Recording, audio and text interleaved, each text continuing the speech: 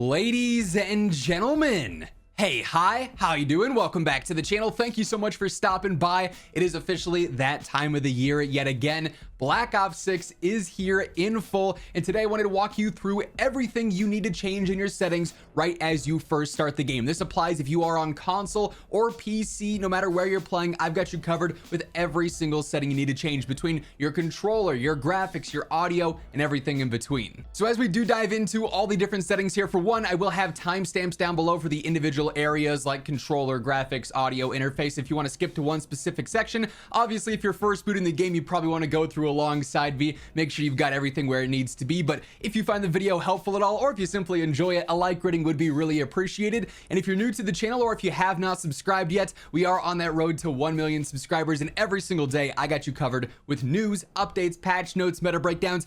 Everything going on in Black Ops 6 is right here, so feel free to hit that subscribe button and turn on those post notifications. So first up, when you boot up the game, you'll notice you'll have a quick settings option. You can actually favorite various different settings, like if you're someone who frequently is adjusting their sensitivity, or maybe your FOV, or how you want to do something on like a keybind or a button layout, you can quickly map those here and then just adjust it on the fly without having to go into the specific menu. So just something to keep track of, keep note of if you want. The first section we've got here is keyboard and mouse, and admittedly I primarily am a controller player. I do a bit of hybrid, but controllers where I mainly focus, because keyboard and mouse here, especially when we're talking about the best settings, it's largely preference based here. Like, you're probably going to play on a very different mouse sensitivity from the next person, and then the next person, and then the next person, right? Like, you're going to have a different DPI from them. You're going to have a slightly different sense depending on your setup, maybe how much room you have to move around. So really everything with keyboard and mouse here is preference based. There's not really true best settings for the KBM input. Like, you might have a 60% keyboard, so your keybinds are going to be different than someone using a full keyboard. So if you're a KBM player, you probably got your preferred sense and your preferred keybinds, and you're pretty much good to go. I'd just rinse and recycle those from what you'd use in like Warzone or Modern Warfare 3. Controller, there are some specific ones that are more universal than some that are more individual here. First things first, for button layout, I personally just straight up play on tactical. I do use a scuff, so I just use my back paddles as a melee, then I use my right stick to slide, so I can slide cancel with that. But if there's not a default preset that works well for you and what you want to have set up in a specific way, the best way to set this up is to just go through and just change the hotkey, change the keybind for it on the fly. You can have a totally custom input here, and that's really, really cool. For stick layout, I always keep that on default. For my sensitivity, I do actually stagger this some. I typically play on a 9.8 or an 8.7, so I do tweak it here and there. If my aim feels off one day, I might drop down to a lower one or a higher one, vice versa, right? And then maybe flip it back another day if I'm not feeling super sticky with the aim there. But I do like staggering. You're moving a lot more horizontal than you are vertical in most situations, especially here in multiplayer. So I like to have my horizontal left to right movement just a little bit faster than my vertical, and I find myself to be very, very accurate with that. I don't have any of the simplified stuff turned on here, so simplified controls, low motor strain I have on off. That is more individualized stuff. If you need to have that on, you're probably aware that you're going to be turning that on, right? Bumper ping I have on off, and I don't swap my triggers and bumpers. I just keep them as default. Vibration you definitely do not want to have on. Yes, it's cool for immersion, maybe for a campaign thing, but in multiplayer, you don't want your controller shaking as you're trying to precisely aim on a target super far away, right? So definitely turn that off. If you have a setting for trigger effect, like you have a PS5 controller that's got haptics, I don't like those on either. It's just not good for competitive gameplay. Dead zone, very, very important here. So first things first, when you open up this setting, I would turn left trigger and right trigger all the way to 0. This way, the second you were hitting your actuation point on your trigger, you're going to start firing. There will be no delay noticeable there whatsoever. I'd also recommend changing your left stick max to 60 here, so that when you are moving your left stick around, it's going to take less to reach its max actuation point, and it'll actually be easier to maximize rotational aim assist and everything going on with that. And then the actual dead zones themselves, you want to start off by putting your left stick min and right stick min at 0, and then starting the test. And you'll notice that right away my right stick has about 2% on the dead zone, and then as I flip around, you'll see even after I stop, I still land on about 2%, and then about 1% on my left stick. So that said, I typically want to have about 1 above whatever that percentage is that shows. So my right stick, it'll be 3. On my left stick though, I want to leave this as 0 because I'm going to have a little bit of stick drift by default, which actually means rotational aim assist is basically always active. If your left stick is picking up any input whatsoever, then that rotational aim assist is going to kick in. So it's actually nice to have that and have a little bit of stick drift on your left stick for that specific scenario, right? We switch over to the aiming stuff here for sensitivity multipliers. I do leave all these base ones just at 1. If you want to be a bit more precise and adjust these for ground vehicles or your ADS sense focus in general, feel free to do so, but I typically just leave these as default. I do play on a standard look inversion. Then we get into our advanced settings. Here again, look inversion is all standard across the board. I do have my ADS transition timing on instant. That way, the second I ADS, I'm going into my custom sensitivity per zoom here, and I do have these on. I'm not sure why it's at the bottom when it's referencing it at the top, but basically with this, I just go through and I increase this in intervals. So my low zoom and my 2 to 3 times scopes are all a 0.85, so I'm just a little bit extra accurate on those style of scopes. And then as I get into higher zooms, more and more, all the way up to basically sniper scopes, I then gradually increase to 0.9, 0.95, all the way up to 1, and that really helps out with accuracy a ton in my opinion. So I adjust these values to somewhere where you're comfortable. You don't have to copy this exactly, but I would highly recommend gradually increasing these just because you're going to notice an instant uptick in your accuracy when you're switching between low zoom scopes and high zoom scopes. Then the last thing here is aim response curve type. Dynamic is going to be the most standard here and most snappy as well. This is what all the pros will play on, and I leave that at 1 for the slope scale. I've never really adjusted that, and it still seems plenty sticky and plenty snappy to me. Target aim assist, obviously keep that on, and then motion sensor stuff, that's all the gyro aiming. That's very niche, very specific. Again, if that's ever something you'd be turning on, you already know what you're doing there. That's not a setting 99% of us really are ever going to mess with. For our controller movement settings here, again, I have some of these base assists on off. However, tack sprint, if you put this on with the tack sprint assist, this will basically be like auto tack sprint in a sense. So you can turn that delay down to about 1 is what you'd want to have it in the beta, and anywhere between like 1 and 3. So we'll go 2. Unfortunately, you do have to type that in. So if you are on console and you're putting that in, you're going to need to plug in a keyboard and then manually type it. Otherwise, you'll be stuck at 50 or 0 just based off the beta gameplay. 0 was not, as reactionary, I guess. It wasn't as snappy and quick to respond as 1, 2, or 3 was for whatever reason. Sprint assist sideways and then also backwards, so you're gonna get right into that, is also really solid as well. Mantle assist, I don't want the game doing any of that for me. And then same deal with crouch assist as well. Corner slice is basically when you're approaching a corner and your screen slightly tilts around like you're sort of peeking around the corner. That's all preference. If you want it on, keep it on. If you want it off, turn it off. No difference. It's not a universal thing by any means. Slide and dive behavior, I keep on tap to slide so that way I can quickly get into this, because they now have this activation delay, which you can actually adjust between short, medium, and long. So if you want that instant tap to slide, no delay whatsoever, you can have this on. And then if you want to make sure that you're only ever diving if you're holding it for a longer period of time, you could update that, or you could have it short. Doesn't matter. I'd test around and see what feels the most natural and easiest to replicate in the situation necessary for you, and then leave it on that setting. So definitely test between short, medium, and long and see what feels best. Auto door peek, I keep on off, but if you want this on, just like the corner slicing, you could have that on if you wanted. Airborne automatic mantle off. Sprint restore, so that you don't have to keep clicking L3 to sprint, is great. Slide maintain sprint, having that on is huge. It's going to make it so that you're not getting as many dead slides. That's a huge W in my opinion. Free fall on the parachute behavior there, that's not super relevant to most multiplayer scenarios. Mantle cancels reload, no, just no. Outright. For the advanced movement settings here, sprint behavior, keep on toggle there. Auto move forward, not a fan of that. Not a fan of grounded mantle either. For tack sprint activation, single tap sprint for the auto tack sprint field there is good. If you wanted to turn that to single tap run, you could do that as well. Plunging underwater is basic trigger, then sprinting door bash. I do like that, so I can quickly just bash through a door. I don't ever have to stop, hold square on it, and then walk through it. Then for our vehicle behaviors, I pretty much just leave all of these on default. For aim-based control, a short delay, free look, and then melee to lean out there, but that's mostly all preference based with that. Then for our combat settings, I leave my ADS on hold. Weapon mount is totally preference. I'm really accustomed to ADS plus melee, so I always just leave it on that.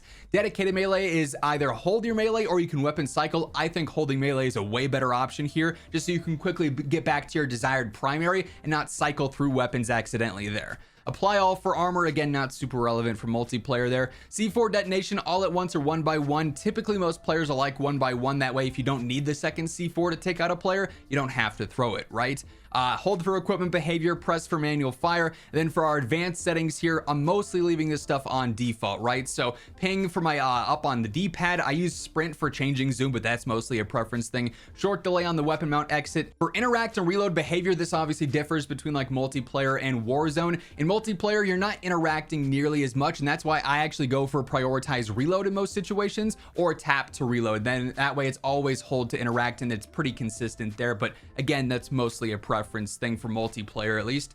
Sprint cancels reload. If you want this to be a quick little thing that if you're in the middle of a reload but you see an enemy, you can sprint forward to stop it, go for it. I personally just YY to get out of my reloads, so I leave that on off. ADS stick swap off. Depleted weapon ammo switch, I turn that off as well. And then you can choose if you want to prioritize finishing moves or body shields when you're going to execute. I like the body shield more personally because you can quickly cancel that and just take out a player if you want, rather than having to go through the finishing move. Then scoreboard behavior I have on toggle, and for our overlay advanced settings, I keep all this on default here. Don't really change anything with that. Hey everyone, real quick, gotta give a shout out to my friends over at Gamer Advantage. If you're an active viewer here on the channel, you know that in every single facecam video I post, I'm wearing my Horizon frames, because these truly, more so than anything else in my setup, the PCs, the monitors, the controllers, whatever, these are the most important element because they keep me feeling fresh every single day. I'm sleeping better at night because of these. I can work on videos, I can play games all day, stare at screens, and not have to worry about getting headaches or eye strain. And this applies to you if you're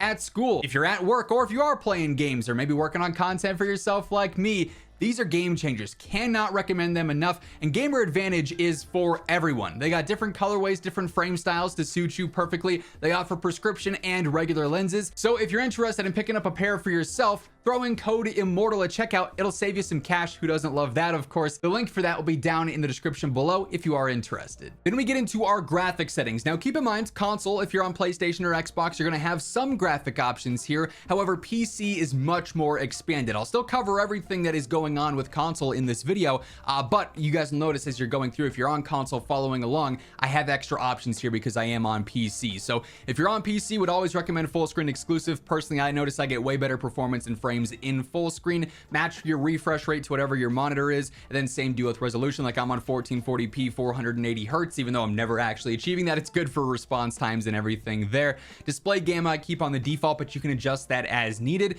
The main thing you want to focus on here is low latency, and basically with this you want to make sure that you're on the correct things. So in order to test this in your telemetry, you'll want to turn on your CPU clock and then also your GPU clock, basically to see what the timings are with this. And as the description says here, on plus boost is GPU clock frequencies are kept on high CPU bound cases, and that can reduce it. But if you are just basic CPU bound, keeping that on is the way to go. So like if your CPU number is lower, you're gonna want to have this on. If your GPU is higher, on plus boost there. It's going to be very individualized, right? Eco mode I keep on off. VSync off, don't want that. It causes input lag, obviously. Custom frame rate, I typically keep that at 240 where I'm going to be recording at max, right? So I don't have to worry too much about screen tearing, but max that out at whatever like your monitor refresh rate is going to be if you can, right? Keep all this resolution as native. I don't want that adjusting anything there. You can reduce the quality when inactive. So if you're AFK, it'll actually drop the quality down. You can turn that on or off if you really want to. Focus mode I keep on 0, then HDR I keep off. For quality here, you're going to notice that there are several things that you'll have on console as well, but mainly PC is what's going to shine here. So render res I always keep on just base 100. Dynamic res I don't want that on just because that's going to randomly change how my game looks visually at certain times to meet a frame rate. I don't like that inconsistency. For upscaling, personally, I'm a big fan of fidelity cast. There are a lot of options. Like if you're playing in 4K, you probably want DLSS so you can get some better frames there. Some players also just like that by default. Some players like image scaling. Like I said though, fidelity cast for that extra sharpening, I just love the look of that, and it also performs really well for me, and I tune that to about 85 so it's not over sharpened by any means. VRAM I keep on just base 80, then variable rate shading I keep on.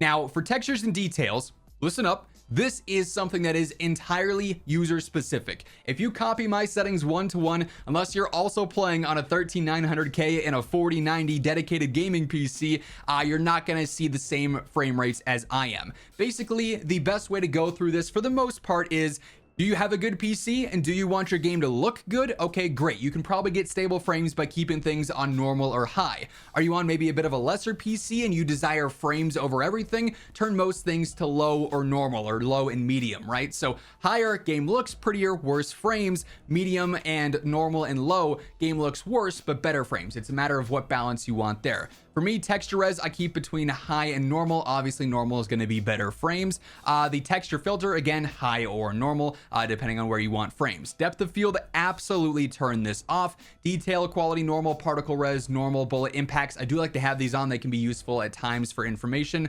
Persistent effects, I also keep on. Shader quality, high or medium. Low if you want the absolute best frames at the cost of your game looking a bit worse.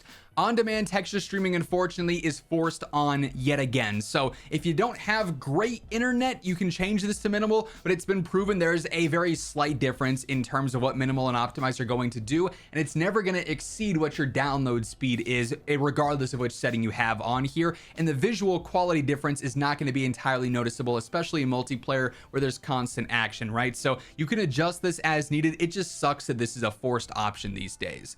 Scrolling down into local texture streaming, I do keep that on a low though, so it hopefully limits the amount of stutters that this is going to cause. Shadow quality, again, high or normal. The lower you get here, the better frames. Screen space shadows, same deal there. Then same deal with occlusion and screen space lighting. Screen space reflections, you absolutely want these off. It's going to be harder to see players through glass or through water when you have this on, so definitely turn that off. Then also, I want the reflection quality as low as well, just so I think it's easier to actually see through things that might have a reflection there. Tessellation, I keep on off. Volumetric quality, medium. Deferred physics quality, you could do low or high there. Weather grid volumes, normal or low. Water quality, you could have all. You could have it off if you wanted. That's more so a visual preference. How good do you want the water to look? Then for view here, as we jump into this motion reduction preset, I have that on off personally. I play on max FOV. For most players, that standard is going to be between like 95 and 110 is that sweet spot. You definitely want affected ADS FOV just because it's going to help out with visual recoil, make weapons feel way easier to use. Default weapon field of view or wide is typically what I'll play on there. Maxed out third person view, and then the default or wide view for the vehicle. Motion blur, absolutely turn this off. There's never a reason to have this on for a competitive gameplay standpoint. Turn that off for both weapon and world. Then also change your camera movement to least on both of these as well. Third person transition, I keep on third person ADS. Then inverted flashbang, if you want it to be a black screen when you get flashbanged, you can turn that on. If you want the just bright white, you can keep that off. That's totally a preference thing. Then if you really want to test out your PC, you can go through the benchmark tool. That's cool that they have that in here now. Now for audio here on PC, this menu is super stuttery for some reason, but your master gain volume, just make sure you're not blowing your eardrums out. Turn that to whatever volume you need to have for your individual setup. The actual tunes here are a lot more important. No music volume is going to help you in this game. You are getting zero information out of music volume, so I turn that all the way to 0. Really all that matters here is your effects. That's going to be footstep, gunfire, everything important like that, and then dialogue. Sometimes you'll get enemy dropping in, like in Warzone for instance, but also enemy UAV overhead. You can get audio clips there that can give you some decent information, so you want to have that audible but not overtaking anything else. So I drop that down to about 80 and leave effects on 100. Change whatever your speaker device is to whatever you got there, and then you can turn on the enhanced headphone mode. Would highly recommend here. This is going to be the best possible audio scenario. This is like that pay to win audio that everyone has, and then if you want to do the pay to win, you have to go through the actual mode configuration here. I think this is going to be largely a gimmick, but turning this just bass to on there for enhanced headphone mode should give you the best sounding universal profile for HRTF with that. Audio mix is going to be largely a preference thing. You know, some players really like headphone bass boost. They feel like the footsteps sound the best there. Some players like headphones, some players like home theater.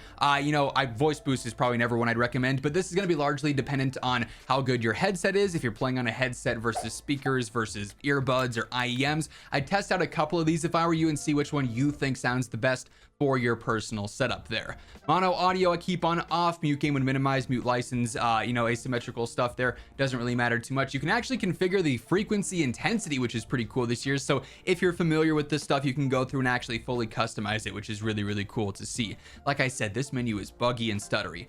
Definitely turn on reduced tinnitus sound. All the ringing sounds in game will be less obnoxious if you turn that on. Hit markers I leave on default. And then for the voice chat settings here, you can adjust this however you want. If you want to have voice chat on or off, feel free to do so. Change your mic level, change it to push to talk, whatever the case is there. That's mostly personal stuff that you can set up by yourself. For interface here, I keep a lot of just the basic stuff off here, like visual support, gameplay tips, tutorials. I don't need that. Definitely skip the intro movie. That thing's annoying. You can boot the game quicker by keeping that on. Don't need tool tips. I don't want to ever skip a kill cam, so I have that on off. For telemetry, if you're on PC and you can have that FPS counter, that's obviously clutch. And then for console and PC, server latency and packet loss are the two most important things to have on, so you can figure out if you're lagging or if it's the server lagging. Then, as I mentioned earlier, if you're someone who's trying to figure out NVIDIA reflex boost, for that you want to turn on that GPU clock and then also the CPU clock there too, just to see with the CPU time, just figure out which one you need to turn on, and then you can turn that back to off if you don't want that information on there. If you want the